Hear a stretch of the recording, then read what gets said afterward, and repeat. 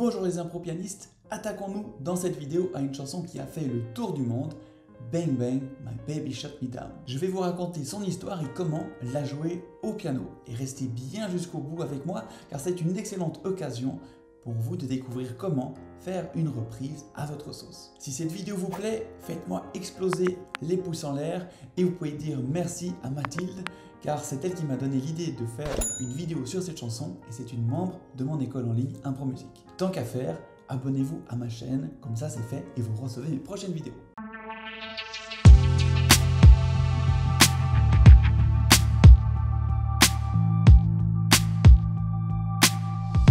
À l'origine, cette chanson est de l'artiste américaine Cher.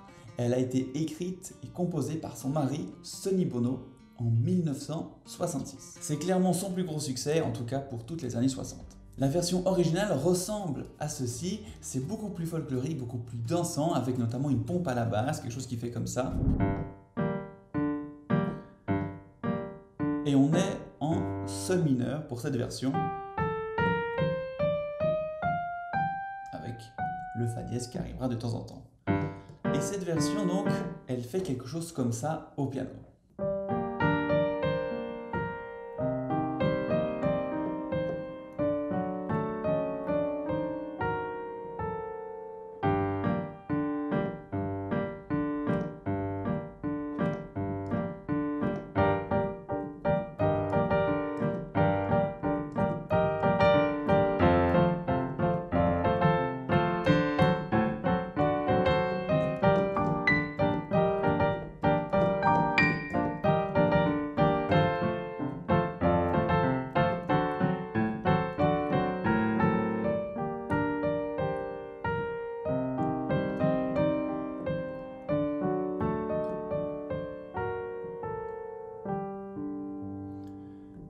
Quelque chose dans le genre.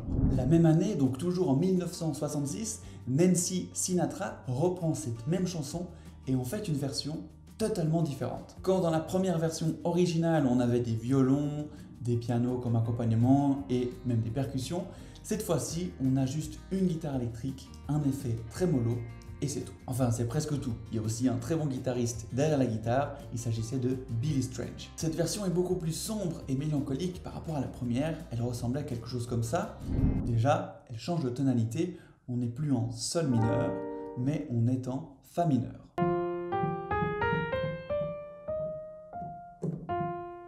En fa mineur, on a comme note fa, sol, la bémol, si bémol, do, ré bémol, mi bémol, et le fa. Et parfois on aura aussi le mi bécard. Et dans cette chanson, changement d'ambiance, quelque chose qui sonne plus comme ça. On reconnaît l'introduction.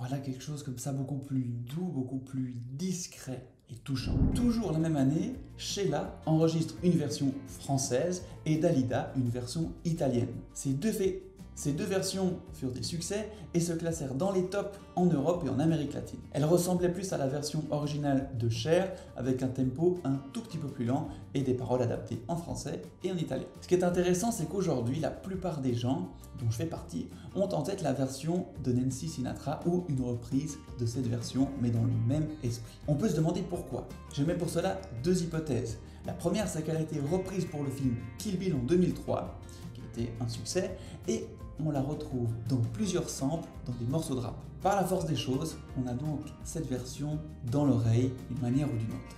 La deuxième hypothèse, qui est purement personnelle, est que cette version nous marque plus émotionnellement. Par son interprétation et son instrumentation, elle sort de l'ordinaire.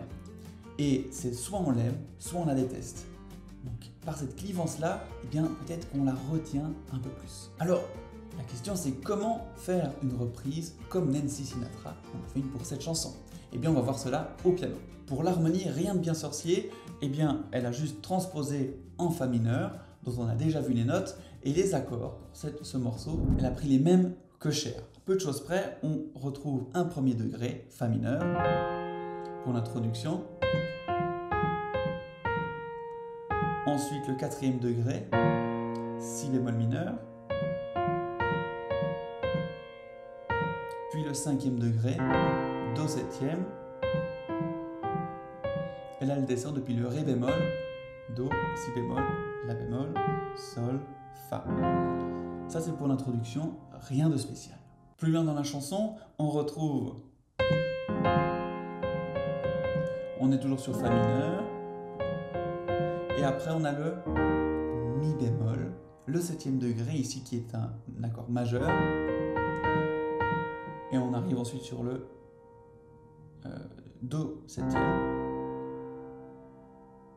On arrive sur le do septième, la dominante, pour revenir sur le fa mineur. Donc au niveau harmonique, rien de bien compliqué, on a quelques accords. Alors qu'est-ce qui fait que cette version a plus marqué que les autres? Eh bien c'est dans l'arrangement, dans l'interprétation et les petites subtilités trouvées. Comme par exemple dans le couplet,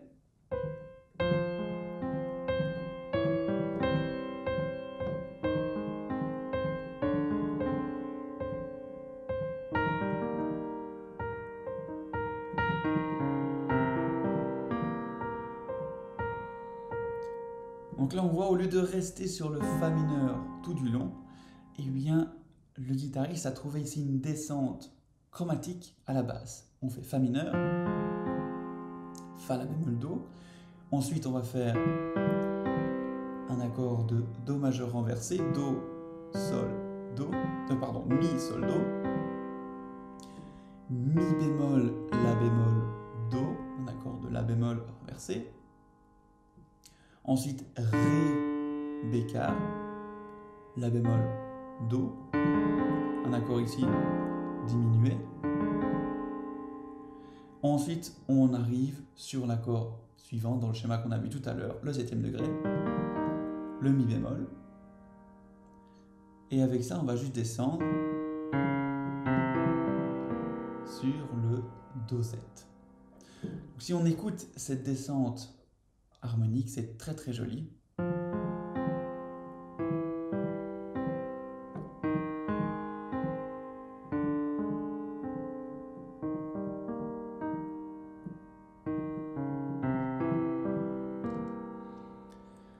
Et avec ça, elle vient mettre la mélodie dessus.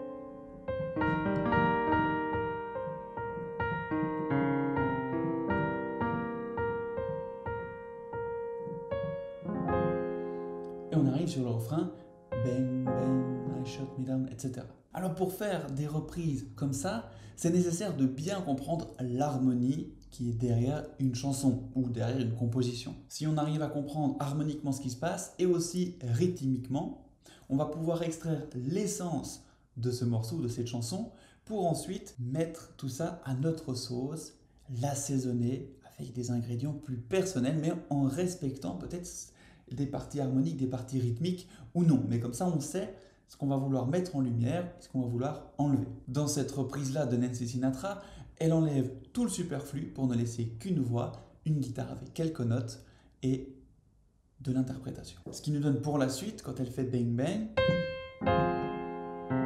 on a la guitare qui fait un glissando vers le grave. Au piano, c'est un peu compliqué de faire comme ça, c'est pas très joli, donc on pourrait faire comme ça. Et après, des petits arpèges.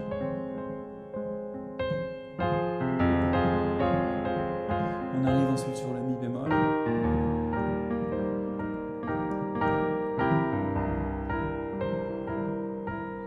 Et entre deux, on peut aussi rajouter, si on veut, des notes de passage.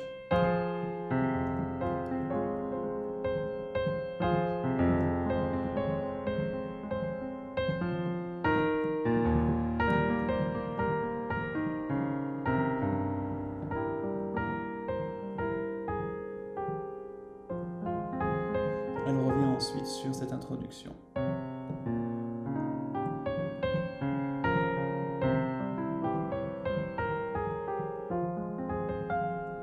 Donc vous voyez bien que en découvrant les accords joués, dans quelle tonalité ils sont joués, en tendant l'oreille pour bien capter les petites subtilités qui arrivent, avec les bonnes connaissances harmoniques, on peut soit repiquer des chansons plus facilement, soit faire nos propres covers, nos propres créations. Et c'est là que la compréhension de la musique peut alors entrer au service de l'improvisation. Que ce soit pour faire vos propres reprises, vos propres arrangements ou accompagnements de chansons, pour composer vos propres morceaux ou chansons, ou pour vous lancer à partir de rien du tout dans une improvisation, c'est un outil incroyable. Si vous avez envie de vous y mettre et que je vous accompagne dans cette aventure, alors allez jeter un œil en description, vous trouverez un premier lien vers une formation totalement offerte sur les bases de l'harmonie avec 3 ateliers vidéo et un livret e-book. Et vous trouverez un deuxième lien vers mon groupe Facebook privé pour échanger plus avec moi, partager vos premières improvisations avec les autres membres d'Impro Musique. Je vous dis à très bientôt pour une prochaine vidéo, c'était Norton,